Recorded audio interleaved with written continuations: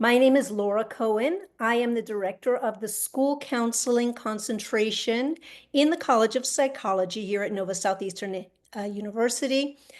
Dr. Owens and I have been spending some time going through applications of new candidates for our program. And if you know anyone who really wants to make a difference in the lives of children, this is a wonderful career, and we are starting our next cohort in fall.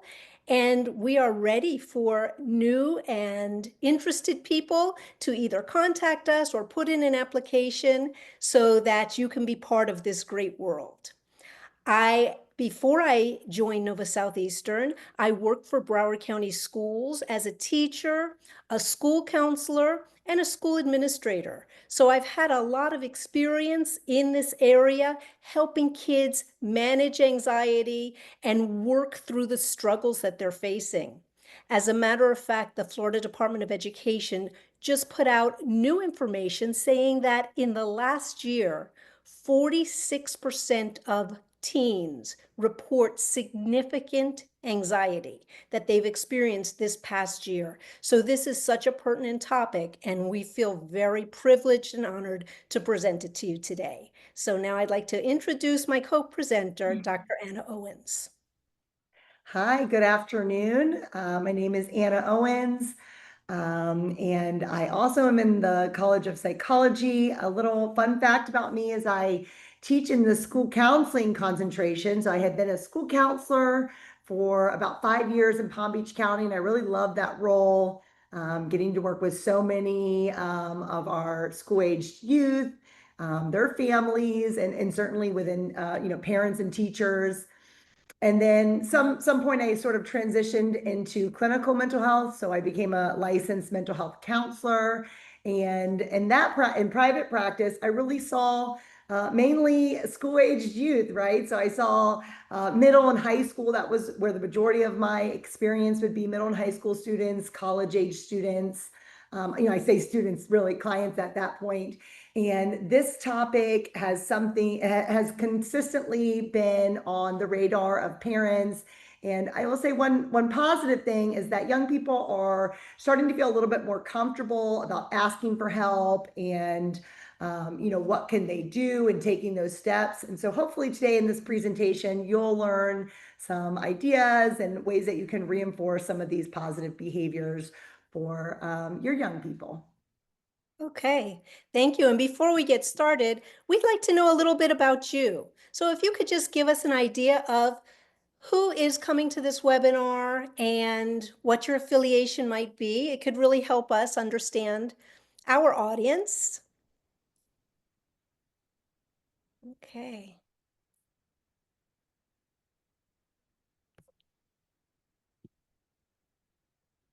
And as you're completing this poll, and we'll end it in just a few moments, I just want to give you a little preview of what we're talking about today.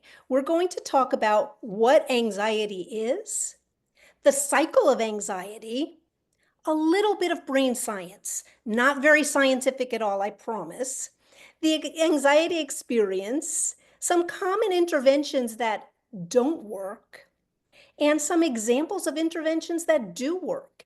And what we know as parents, and Dr. Owens and I are both parents and educators, we know that it is hard work to help a child navigate anxiety. It really is, because some of what we expect to be the right thing can really just feed right into the entire anxiety process. So we have to be very careful that we're giving kids tools that do work, not protecting them from in a way that it might feel good as a parent, but what we found is it might not work. So what is anxiety? Do you know somebody who suffers from anxiety? I have a feeling the answer would be yes. Have you ever experienced anxiety? And again, of course, we've all experienced feelings of anxiety. It's what makes us human. It is natural. What's the difference, though, between experiencing anxiety and having an anxiety disorder? When we have an anxiety disorder, we have irrational fears that really interrupt our everyday lives. And what we'll be talking about today is experiencing anxiety. Because when a child has an anxiety disorder, we recommend professional help from a licensed mental health counselor. So let's talk a little bit about what anxiety is. First of all, anxiety can be very helpful. So our first thought when we talk about anxiety is that it's this terrible thing, but it really can be helpful in certain instances. We love to be relaxed. We love to take it easy. But if you're driving a car and you are not hyper vigilant at all times, you might crash. You might not see something. You might not hit your brakes in time. So having that bit of anxiety can be helpful. What about going to work? Of course you want to sleep in. Of course you want to have a leisurely breakfast and drink that extra cup of coffee. But that little bit of positive anxiety can really help us get motivated and do exactly what it is we have to do. So let's take a look at a little bit of anxiety information. Yeah, great. So, some stats that we want to consider is, whether you're a parent or an educator, if you're working with young people, this is anxiety is the number one reason that parents are seeking additional services, mental health services for their children. And so, stats, Dr. Cohen came out with the Florida DOE stat when we started this presentation. And then the CDC says that 10%, so 1 out of 10 children, this is for teenage, adolescents, age students, have a current diagnosis of anxiety. But when I look at that stat, I think of how many other kids are out there, either struggling in silence or have not, reached out or are not able to access mental health services. So I believe that number would be much, much higher. And then also as parents and educators, the common interventions that we use daily with our kiddos is actually feeding into that anxiety sometimes, right? Not always making it better. And these can be things like be careful. Did you do your homework?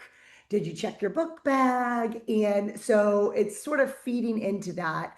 And there's other ways that we can approach those conversations to help our child learn how to advocate for themselves and take some of that responsibility too, right? So when we start to learn skills and become more competent, we ultimately become confident in our ability. And that's what we want our young people to feel, is to feel confident in their ability in their day-to-day lives to handle tasks that the anxiety and the fears are not taking over. So again, we're not going to get too clinical in this presentation, but these are the common anxieties that we're going to see in school-aged children.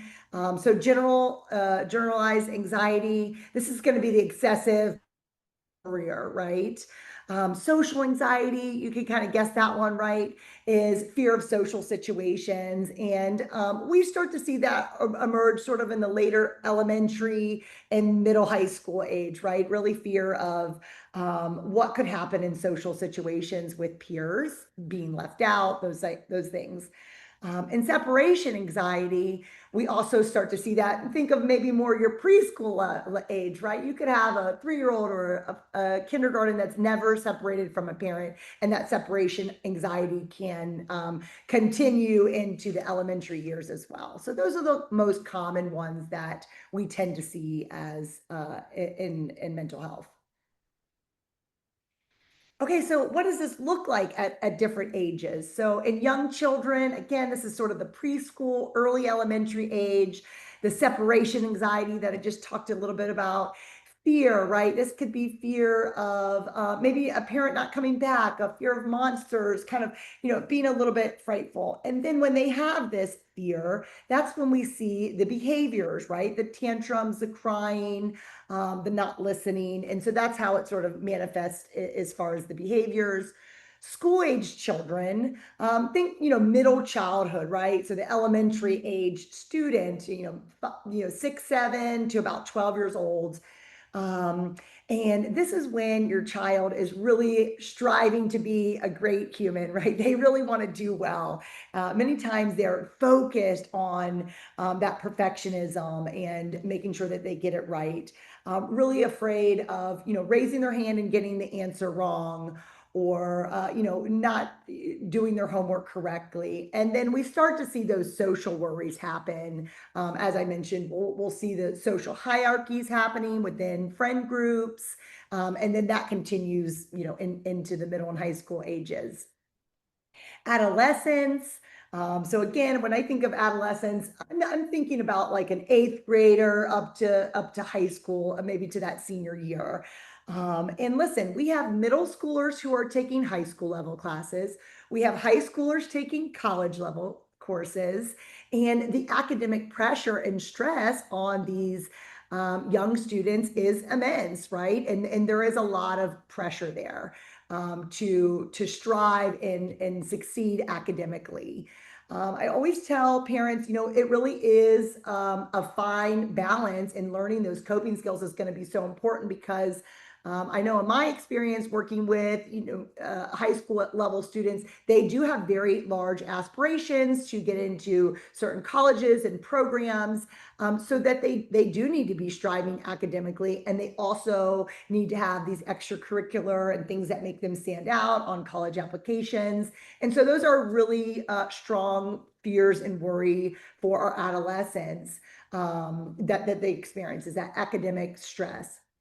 Of course, we all remember being teens, right? That peer pressure, our social circles, and interaction with peers is so important at this age. But there's also a lot of pressure of, experimenting and, wanting to fit in with certain crowds. And so there's a lot of additional pressure at that age as well. And we could have a whole presentation about social media anxiety and, how can parents be more involved or less involved, what that looks like, the access to social media, maybe waiting to, to allow your child to have a social media account. So lots of information, but certainly a lot of, stress and anxiety around social media. As if you have any teenagers at home, I'm sure you can relate to that one. So next we're going to talk about the anxiety cycle. And the anxiety cycle always starts with an anxious event. That event will be very different for each person because each person has different triggers that get the anxiety cycle started. So that cycle might start with, I'm afraid to go into school. I'm afraid to get out of the car. I'm afraid to meet somebody. I'm afraid to talk to the teacher. I'm afraid to ask someone out on a date. Whatever that trigger is our event. And that's how the cycle starts. And sometimes merely understanding that it's a cycle can help break the cycle. Explaining this entire cycle to a child or to an adult can really help the person understand that they do have the power to break this cycle at any point. So, the anxious event begins the worried feelings. I don't want to go into school. What if nobody likes me? What if nobody wants to be my friend? What if I don't understand? And as soon as we start having those worried thoughts, a physical response is activated. And you see this guy here? That's your amygdala. That's a tiny little part of your brain that activates an entire physical response. And we'll talk about the amygdala again a little later on. But we need to know that the amygdala is like your brain security system. It rings a bell that says something is worrying us. Let's get that physical response activated. Let's start the cycle going.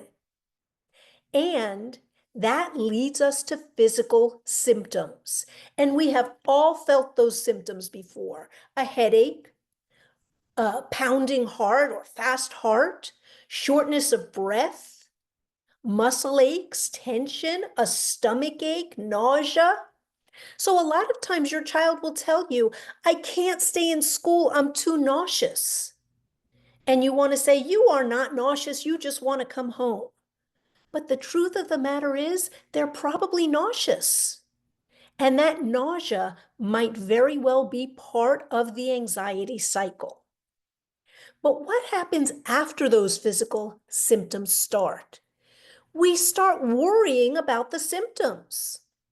And we think, oh my goodness, my heart is pounding. What if I'm having a heart attack? Oh my goodness, I can't breathe. What if I pass out? What if I die? And the worse our symptoms get, the worse our worried thoughts become. So we have physical symptoms that bring on more worry, and that more worry brings on increased physical response or an intensified physical response. And what does that do? It increases the worried thoughts, and the cycle continues around. And the more worried, the more our body reacts. So what we want to tell our children, of course, is, oh, come here, let me hold you, let me hug you, let me hold your hand, and let me assure you that everything is going to be okay. But you know what? That is not helpful to avoiding the cycle in the future. Because remember, the anxious events will always come. But we need to give our children, our students, our kids, we need to give them concrete strategies so that they're better able to handle these anxious feelings in the future. And that's what we're going to talk about, how we might work together to break this anxiety cycle. Sometimes anxiety looks like repetitive negative thoughts. So everyone experiences some negative thoughts. Everyone has a weird thought now and again. So just as an example, you're driving over a bridge, right? And you say to yourself, I wonder what would happen if my car drove off the edge of the bridge. And then you think, that was a weird thought. I wonder why that came up. And you keep driving and you get where you're going, right? And that's the end of it. But that's not a repetitive negative thought. So we have two different types of repetitive negative thinkers. We have the worriers, and the worriers are forward thinking. They're always thinking, what if? What if my mom doesn't come and get me? What if I fail the test? What if nobody likes me? What if I don't look smart? What if I try soccer and I'm not good at it? I hope I don't fail the test. I hope they don't hate me. I know something terrible is going to happen. So it's always focusing on this uncertainty, and that worry can take over. And so as parents, what do we want to do? We want to say, no, no, no, don't you worry, I'm right here. But as parents, what we have to do is say, you know, we can't predict the future. But do you remember that time that we had a big party planned outdoors and it rained and rained? Do you remember how we made it so much better by bringing everyone in and having fun inside? So really provide those examples of, hey, what we expected to happen didn't happen, but we got through it. And give your child the understanding that they are very capable of coming up with plan B, of working through, and of not being dependent on certainty. Certainty that you know exactly what will happen in the future. Then we have the ruminators. Remember, the worriers are forward thinking, the ruminators are backward thinking. So I'm sure we all know these feelings. Oh, if I had only done that differently. Oh, if I had only smiled a little more. Oh, if I just hadn't said that. Oh, I wish I had. I wish I could. Those are the ruminators. And what happens is those repetitive negative thoughts keep playing and replaying like watching a bad movie. And again, they limit your child's ability to move forward because they're so busy thinking about what could have been instead of how they might handle things differently in a future time. Okay, so I told you we would talk a little bit about brain science, and we're going to start with this: fight or flight. So as humans, as mammals actually, we are designed to deal with intense fear by either fighting or running away. Sometimes we talk about freeze, fawn, or please, but the two main things our bodies are programmed to do, they are wired to do, is fight or flight. And that's where all of this physical response comes in. And that's where the entire idea of physical symptoms are very real. So, in old times, in historical ages, when a big grizzly bear was about to attack somebody, right? We didn't have time to say, I wonder exactly what kind of bear this might be. I wonder what the right steps would be for me to avoid getting eaten by this bear. Instead, we have two choices. I'm either going to stay and fight this bear, or I'm going to run and avoid this bear. And our bodies take over. Remember that amygdala? That amygdala, that security system, sends stress hormones through your body to get you ready to either fight or fly, run away. Those hormones have an intense physical bearing on your body. What are some of these symptoms? Headaches. Why do you have headaches? Some of those stress hormones can lead to a difference in blood flow. Your muscles tend to ache because our body sends blood to those big muscles so that we can do what we need to do to that grizzly bear or to get away from the grizzly bear. Nausea and stomach ache. Well, at the same time our bodies are getting us ready for fight or flight, our body is also shutting down symptoms that we don't need, like our digestion. We don't need to digest food at that particular time, so our digestive system kind of snaps off. And yes, that can lead to a stomach ache. That can lead to nausea. That can lead to dry mouth. Because remember, saliva is part of your digestive system. So have you experienced that before? I know I have. When I get very worried, my mouth gets dry. That's because your digestive system snapped off. Why did it snap off? Because you don't need that for fight or flight. Shortness of breath, because you're getting ready for that big fight. What about your racing heart? Your blood is flowing in a way that makes your heart feel like it's either pounding, racing, and then tingling in your fingers and toes, sometimes from those stress hormones. All of those feelings are real. And if we don't manage our worry, remember the whole cycle. They become more real, more intense, and then they cause more worry. So those are some of the reasons we really need to listen to our children. And sometimes it's okay to say, it sounds like your body is telling us you're worried. What can we do about that? You feel like you have a stomach ache? That sounds like it might be your worry speaking. What can we do about that worry?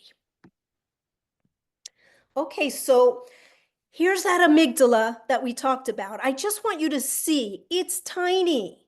It's like the size of a pea. It's shaped like an almond. And this is your amygdala here. And his job is one and only one, to warn you, hey, danger ahead.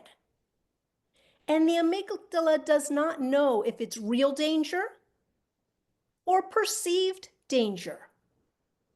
It doesn't know if it's just your child afraid to let go of your hand when they leave for school, or if it's a grizzly bear. They just know that it's danger. And they set the stage for all of that physical response. So, believe it or not, sometimes if we teach kids a little bit about their brain and how it works, we can actually help them manage that physical response. So, this is a model from a Dr. Dan Siegel, and it's called the hand model of the brain. And I want you to take a look at it. In the middle, you see it says the reptile brain, the survival instinct. And think about a lizard. We have them everywhere you look. I know that. And when those lizards are out on your porch, that lizard doesn't say, I think that lounge chair looks like it would be really comfortable. Let me go mosey over to the lounge chair and take a little sun. That is not what happens. The only thing that lizard is doing is looking and looking and looking and waiting for danger and looking for something to eat. And when somebody approaches, that lizard runs. He might end up on that cozy lounge chair, but he didn't do it on purpose. All he has is a survival brain. That's it. He doesn't have the feelings or the power to reason. So if we take our hand and we say, this is our amygdala, this thumb would be our amygdala, and it is going to send us into the emotional and physical response of fight or flight. We like to keep it tucked underneath. But when we close this top part of our brain, this right here, that's our prefrontal cortex, which would be like right here in our head. The amygdala is way down in the middle, and it's covered by that prefrontal cortex. So we have the downstairs brain with that amygdala, and then we have the prefrontal cortex. That's our self-regulator. That helps us make decisions. That helps us reason. And it is what keeps us in a state of balance. With a lot of kids, we tell them, especially older teens, we can tell them that when they get anxious, when they have those feelings of anxiety, what's happening is our amygdala is taking over and making them flip their lid. It pushes that prefrontal cortex off so that it can take control. And they're not able to make good decisions, and they're not able to self-regulate. So we have to teach them how to calm that amygdala and the entire limbic system of their brain. With smaller children, we might say it like this. We might tell them, the downstairs brain is your barking dog. We like to keep that barking dog really calm. And the upstairs part of our brain, that's the wise owl. And that wise owl helps us make such good decisions. But when you get worried, when you get anxious, and that barking dog starts making noise, the wise old owl flies away. And he will not come back until we can calm this barking dog. We need to calm him down so that the wise old owl can come back. and help us make better choices and help us make better decisions. So what we're going to do a little later in the presentation is provide you, as the trusted adults, some strategies for calming down that barking dog. Great, thank you for that, Laura. Yes, as we were chatting a little bit earlier, the social media aspects certainly contributes to the anxiety that our young people are facing. So we will go over some ideas that you as the parents, caregivers, what you can do to try to combat that a little bit. So we already know the increased screen time and the correlation with mental health concerns.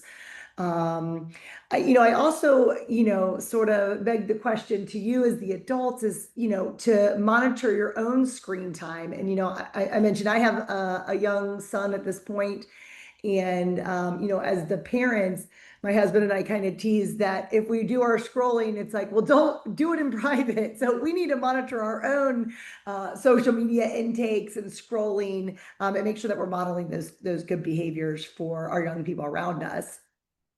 As the child emerges into adolescence, that fear of missing out component really comes along in the comparison. So with social media, not only are they following their own group of, social circle, their friends, but they're also following celebrities, athletes, social media influencers who are really just putting that best picture, best foot forward on social media, and it's really out of touch with reality. So that comparison really creates a lot of anxiety of, how do I look? What is my weight? Am I pretty enough? Am I smart enough? That comparison really comes into play with the social media. Of course, we're going to see cyberbullying, online peer pressure, and we know that there's a lot of chat rooms and things like that associated with social media. So really understanding what your child has access to and what platforms that they're using regularly. Of course, there's going to be misinformation. Now we have all of these AI videos and tools and things out there. So we can only imagine that will be increased, right? So misinformation and certainly the exposure to, scary or distressing content, and depending on the age specific. Like I said, this presentation, we're not jumping so deep into the social media, but I'm sure as parents, you have these concerns too. And so really to be mindful and coming up with action plans of how we can help support our young people with their social media use. Okay, so we've all seen an iceberg, right? If we have, any older generations or millennial, watching the Titanic, right? So the iceberg, right? The anxiety iceberg. And what do we see on top? The behaviors, and then underneath is the emotional pieces. And so with behaviors, that's typically what parents and a lot of times our teachers, these behaviors come out at school, right? So teachers might see anger, avoidance, lack of focus, defiance. But really what's underneath, right, is that they're feeling very overwhelmed. They're, unsure of how to move forward, feeling insecure, right? So all of these feelings of anxiety are underneath. But the behavior is what we see, right, as parents and as educators. And a lot of times those behaviors, if we see a lack of focus or defiance, a teacher might suggest, I'm seeing a lack of focus. And they may say, perhaps there's an attention deficit thing going on, right? Maybe we should look at that. And so we can see misdiagnosis there. And what we're really not focusing on when we just say, oh, there's lack of focus, or he doesn't want to participate or doesn't want to complete homework. We're not actually digging a little bit deeper and going underneath the iceberg and checking out, looking into those feelings of anxiety. And so we want to be careful as parents. Of course, we work closely with our teachers, school counselors, our school administrators to really know what's happening at the school level, but then making sure that we're sort of understanding the behavior and the feelings that are associated with it.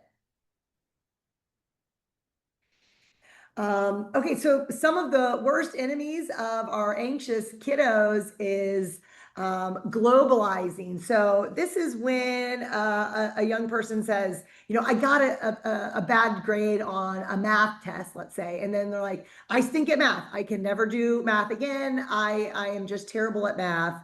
Or maybe they're on the track team or the swim team and they did a false start on a relay and they let their team down. I can never be on a relay again. So really just, making this a problem that they continue to live with. Catastrophizing, we all might know someone that catastrophizes. That's when we have sort of that worst case scenario, right? That we're thinking only negative thoughts or really exaggerating what that outcome could be. Thinking, we think of the masters and disasters, right? So every situation for a child that's catastrophizing is going to be a disaster. They're not going to be successful, and really focusing on the negative outcomes that could happen. And then we also have the perfectionism. And that gets really tough as well because they feel like if my homework isn't done perfectly, I just can't even turn it in. If my project or art assignment isn't done, I'm going to crumble it up and start again. And so you start seeing these repetitive behaviors of really striving towards that perfectionism. Not only is it time consuming, but ultimately unhealthy for your child. And we want to make sure that we're providing them with coping skills and tools to say that, hey, this is good. And, the quality of my work I'm proud of. And so how do we reinforce those things with our young people? So anxiety does not live alone, right? So as I mentioned, the perfectionism, um, how we see that a lot of times we see that with our children who are labeled gifted, and we want to make sure that we're still providing them with support. So even though we see a gifted child really able to excel in certain areas, academically or in the arts, we want to make sure that we're still providing them with the support that they're not getting overwhelmed and that they're able to still work towards the goals that they have. A lot of times when we have anxiety, what kind of follows it afterwards is going to be depression because they feel like they cannot live up to these standards that either they have for themselves, perhaps their parents, peers, even teachers or kind of society as a whole, these pressures that are, put on our young people, and that can sort of lead into depression. Okay, so what types of worry are children seeing, and what are they facing? So if you want to throw something in the chat right now, you can. What are your young people, your children or your students? What kind of fears are they having? But here's some, right? Is there going to be food? Are my parents going to be fighting at home? Am I going to pass this test? Am I cool enough to hang out in this group? Is our country going to war? Am I fit enough? So those are all kinds of things. I see someone saying sleeping alone. How much will college cost? So financial concerns that young people may have. Someone said they work in foster care, finishing homework, dying, academic pressures. Will I be fatter than my friends? Change in routine. So I'm just reading some out of the chat there. Getting in trouble, right? So there's so many different levels of what we need, of how to support our students in their worries. And it's going to look different for every child, depending on what's going on at home and also what's going on at in their school scenario. Changing schools, yeah, that's a big one. A lot of transition pieces for children, right? So transitioning into sort of the pre-K kindergarten and then into middle school and then into high school and then college. So a lot of transition pieces.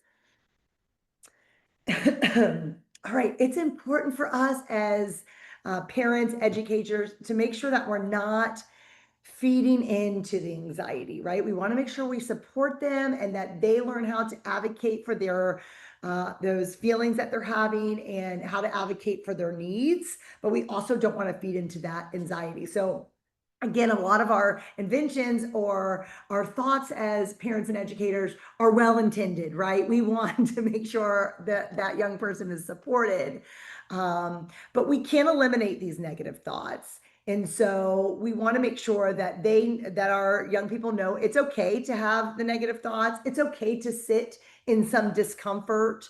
And we want to make sure that we know that we can't protect our students at all times. So making sure that they feel comfortable with their own choices, right? And I think a lot of times as parents, we want to problem solve for our children, and that does not set them up for success in the future. They need to learn how to do this for themselves. And so, not solving the problem for them and really giving them the tools to think and process about a problem or situation that they're experiencing. Okay. Well, so that brings us to the next part of our presentation, where we're going to provide some tangible strategies, things that you as parents or educators or trusted adults can do to help children learn how to manage their anxiety. Like we said, we can't remove it, we can't erase it, nor do we want to. We want to give children strategies. We want them to have a full toolbox that they can use to manage these feelings that really make us who we are and make us human. Not avoiding, not circumventing, but like Dr. Owens said, sometimes sitting with the negative feelings, sitting with some discomfort, but having tools to manage and move beyond.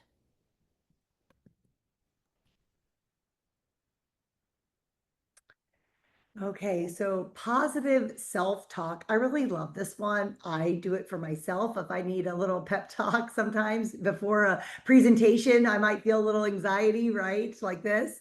But yeah, we need to model that behavior for our young people. So think things like positive affirmation chants, I am strong. I am smart. And that can start at the young age. And you might have a little bit of a harder sell for an older teenager child to participate in those kind of chants with you. But certainly the young kiddos like those things. But what do we know about positive self-talk is the self-esteem aspect, right? So they're going to feel, as I mentioned earlier, when you feel confident in your abilities, then you're going to feel like you can make the right choices. And so ultimately, when we have, positive self-esteem or believe in ourselves, we're going to be able to combat those negative emotions. It's going to help with our physical health. So Dr. Cohen talked about all those physical symptoms that we can be experiencing with anxiety. It doesn't feel good to have a headache, a stomach ache, dry mouth, tension in your body. That it doesn't feel good on a day-to-day basis. So it's certainly going to help with our physical health. Ultimately, that child is going to learn to be resilient and problem solve issues and conflicts that they may encounter. Their stress levels are going to go down. And then they're going to be able to make some risk-taking choices, right? Or, am I going to go to college out of state? That might have seemed like something I would have never been able to do. I couldn't have left my parents' home. Who's going to take care of me? But now I'm considering looking at colleges or universities outside of my area. So taking those risks as they become young adults, that's our goal for our young people. Yeah. I also think it's important to mention that a lot of children don't know how to do positive self-talk. So we really have to model this for them. And we also have to keep in mind that we can't start this during the anxiety cycle. We have to practice it when the child is calm so that when they feel the anxiety, they can pull this right out of their toolbox and put it to use. Yeah, great point. So here's another one. This is real easy to do. If you had a pen and paper or pencil in front of you, you could have the child or student draw it, but box breathing. So it's really just about an inhale. I'm going to kind of draw it like this. So an inhale for 4 seconds. Exhale for 4. Inhale. Hold. Exhale. Right. And so again, we want to implement and teach these type of techniques when they're not feeling anxious, and just on a day-to-day sort of practice that we're doing, starting at a young age, and then as they hopefully emerge into adolescence and those teenage years, they have some of these tools that they can use. The next one is great, I think, for the little guys, the snake breathing. As I mentioned, with my 2.5-year-old, this is something I've already tried to implement with him. So imagine you have a snake and you're going to draw up the snake and you're going to inhale all the way up to the top of the mouth, and then he's going to hiss out.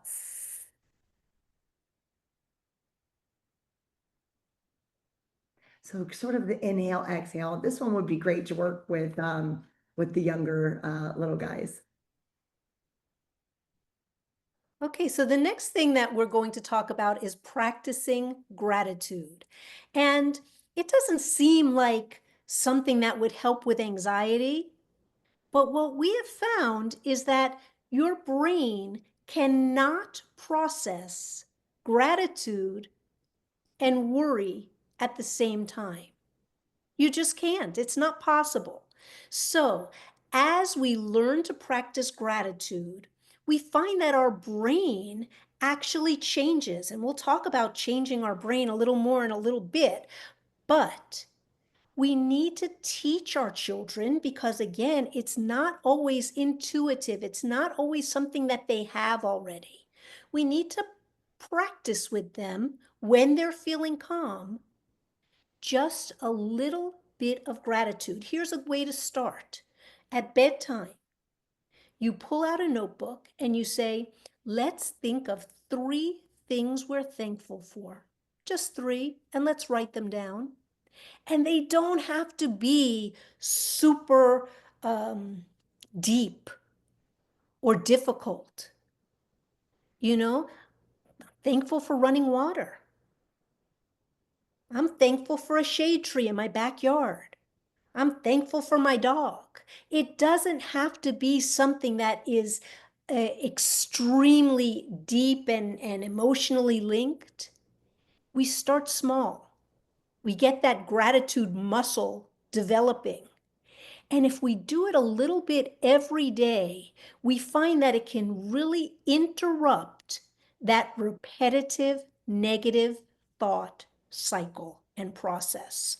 So help your child, help them recognize what they're thankful for. Foster time for reflection. Hey, it's bedtime. Let's just pull out our journal and write down 3 things we're thankful for. Maybe they're the same 3 things you were thankful for yesterday. That's okay, though. Let's focus on them. It probably takes 5 minutes, but research will show that this makes a difference. Okay, Yeah, I love the gratitude one, and mentioning journaling there, but so many other ways you can practice the gratitude as well, right? So it could be even in the car, at the dinner table. It could be just really quick, but intentional times of practicing gratitude. So here's some other mindful activities that can kind of become family habits, right? These are daily habits that conversation starters and things that you can easily do and implement. Again, as you're walking into the grocery store, as you're picking up from soccer practice, those kind of things, those little moments that we have in between. Name it to tame it, or name it, claim it kind of thing. Making sure that when we see our young people struggling with an emotion, that they're able to kind of put a label on it. What are they feeling? What word are they, what emotion are they feeling, and saying it out loud, that helps them to sort of tackle it. We talked already about some mindful breathing exercises. So, something as simple as let's smell a flower, or let's blow out the candle. Those could be great for younger children as well. Noticing nature, actually getting outside and touching the grass, grounding our feet in the sand or on the earth. Those are really important things to do. Observing outdoors. Is it cloudy today? Are there rain clouds rolling in? Does it feel sort of heavy? Maybe the rain's about to come, really. So noticing and connecting with nature. Again, that can be walking to the car, back and forth, and just making those intentional conversations of noticing nature there. A mindfulness dice, so you could roll a dice and then do a calming task. Again, if you've practiced this could be something that you bring out in a moment of distress or need as well. So remember, we have to practice these things. Reflection rituals, so sharing a smile, a struggle. We talked about the gratitude pieces. Making sure that we're creating calm spaces so that they're able to draw their feelings, using art as a way to reflect. This starts to be really great for children and certainly for teens. And then having mindful moments in our family, maybe lighting a candle, maybe just lighting a candle in general or for a loved one, pause quietly together. If your family's religious, maybe having a family prayer. Those types of things are great daily activities that we can implement with our young people, and it helps them feel connected. When they feel connected, they feel less anxiety. Next, we're going to talk about neuroplasticity exercises. And yes, here I go again talking about science, but this is a really exciting thing. Neuroplasticity refers to your brain's ability to adapt and change, and it can really help our children become flexible thinkers. We don't want them to be stuck in the anxiety cycle. We want them to be able to see more than one way to solve a problem. We want their brains to be strong and flexible. So let's take a look at neuroplasticity. It is the leverage that we have over our brain's ability to adapt and change. And it allows people to improve cognitive functions like memory and learning, but also to strengthen neural pathways and to build new neural pathways. And that can be wonderful, for example, in a brain injury, but also to becoming a flexible thinker. And again, that's what we're striving for with our children. We want them to break that whole anxiety cycle. So, through these exercises, we show children that their brains can adapt, they can change, and they can become stronger. And we're going to do one neuroplasticity exercise together, and I hope you enjoy it. It's a little hard, but I know that we can try it together. So you're going to put up one fist, and I need everybody to do it with me. Go ahead and put up one fist. And on this fist, I want you to stick out your pinky. Okay, now put up your other fist. And on this fist, I want you to put up your thumb. Okay? So for this exercise, I will be telling you to switch. When I say switch, this pinky comes down and the thumb goes up. This thumb comes down and the pinky goes up. Okay, it seems pretty easy, right? You ready to try? The hard part is that we tell it switch and we do it all at the same time. So, ready? Switch. Switch. Switch again. And switch again. How did that feel? Well, with practice, you can get really good at that.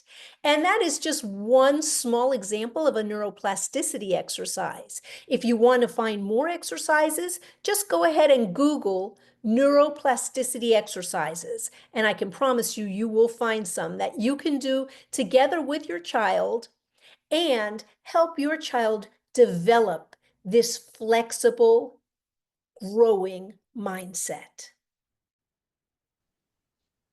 Yeah, great. That was a hard exercise, so we got to practice. I'm going to practice while you're talking. Just to kind of wrap up, I know we talked about social media throughout, depending on the age of the child or the teen that you're either a parent or caregiver to, or maybe an educator, managing that social media use. And so making sure that we're setting healthy boundaries, that we're modeling those healthy behaviors as well for our young people at home, because I know, like, as I mentioned, right, we all are sort of guilty of the scrolling. And so what do those healthy boundaries look like for screen time?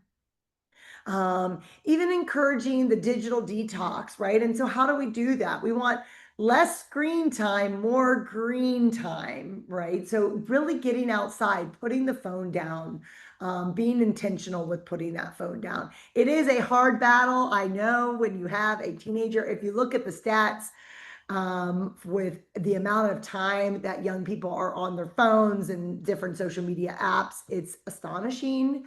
And so, being intentional with, hey, you can have your, if you've got a 13-year-old or a 15-year-old, ripping that phone out of their hand is going to be a challenge. But say, listen, when you get home, hopefully they're not able to use it during the school day very often. When you get home, sure, relax, be on your phone. But then we're going to sort of put it on the charger. I know parents, and even a sister of mine said at night she used to have her children check in the phone, right? So the phone doesn't belong to you, it belongs to me. You get to be the user of the phone. And at night, they kept the chargers in the parents' bedroom, right? So they had to sort of check in their phone at 9 o'clock. And so that it could charge overnight, and that they knew that they weren't going to be using the phones, because that was just the rule in the house, right? You check in your phone at night, so that they didn't catch their child on the phone at 10:30, 11. Also modeling and promoting those positive online interactions, and really not getting into some of that, mean cyberbullying behaviors that we see. So, depending on, again, the age of your child or teen, there's a great parent resource out there. It's called Wait Until Eighth. The name sort of explains itself, but the idea is to really, as parents, and encourage other parents to wait at least until eighth grade to allow your child to have any access to social media. Now, they may have a phone before that, but really we want to make sure that that we're monitoring that kind of interactions online. So that's a great resource. I actually shared it with a parent recently, and they had young children, elementary age students who didn't have social media yet. And they were talking about, how they would kind of come together as families, and, as their children are, reaching the middle school age, and that would be such a great initiative for their school and, the parent association at school, to sort of strive to, so that all parents were on board, because that's really where the kids start to feel that they're not included, right? That fear of missing out piece is where everybody else is on social media, and look what they posted and look what they chatted, and they're not included in that.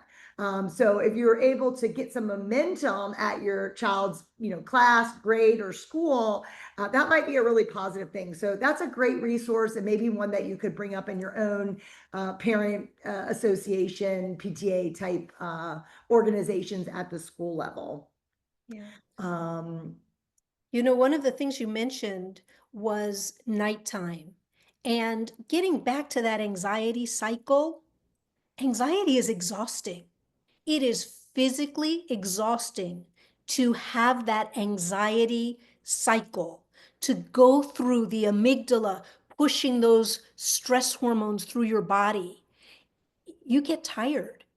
And when you couple that with children or teens who are awake all night on their phones, engaging in social media, then the next day they're already tired. And then we push them through that entire cycle again. They become more tired. It becomes difficult to concentrate. Memory becomes difficult. So we start to see grades fall.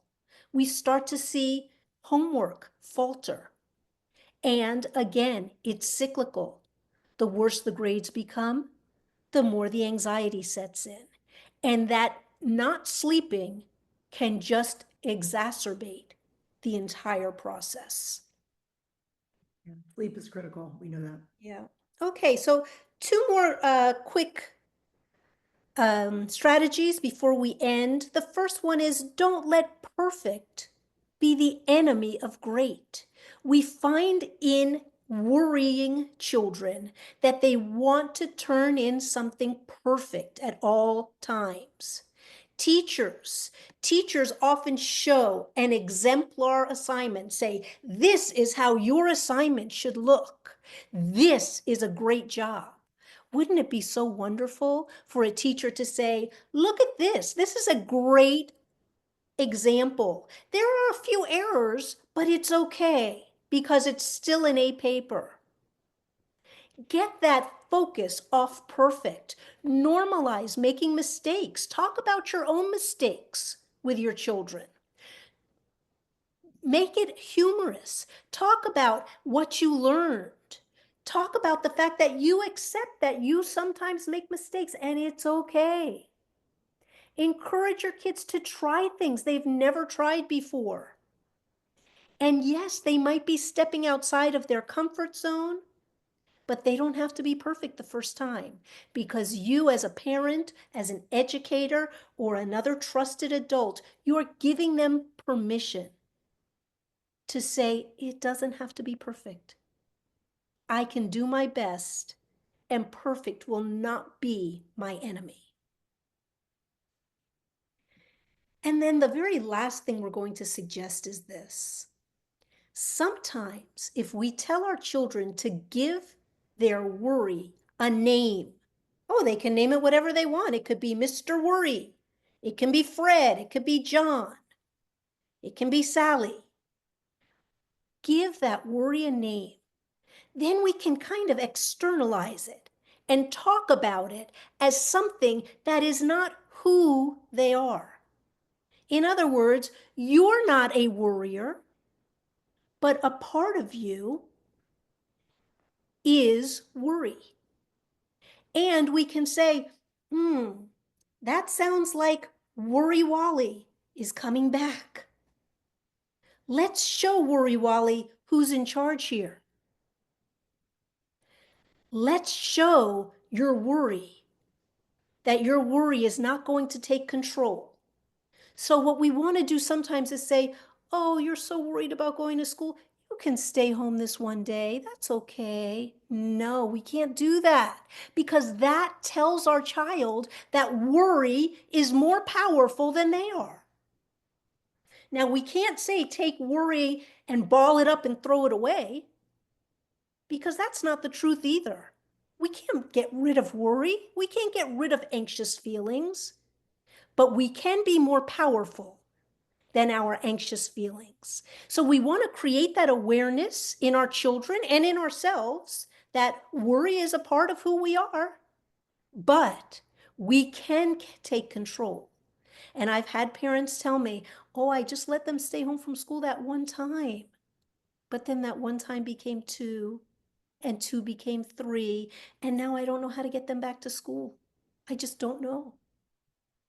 So we need to take a stand and we need to be more powerful and stronger than worry.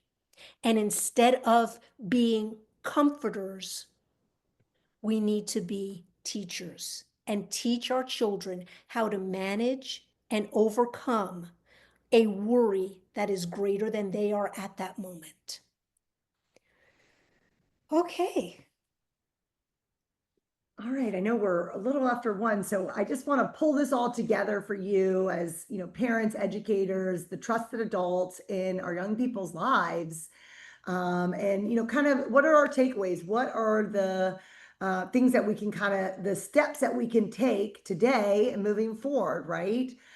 So, I'd like everyone to kind of choose one strategy that you can start implementing today, right? This could be the deep breathing, gratitude, mindful moments that you're creating as a family. I want you to remember that these small steps that you're taking, even a small step today, they lead to the big changes, right? And consistency is what is going to build confidence in these choices moving forward, right?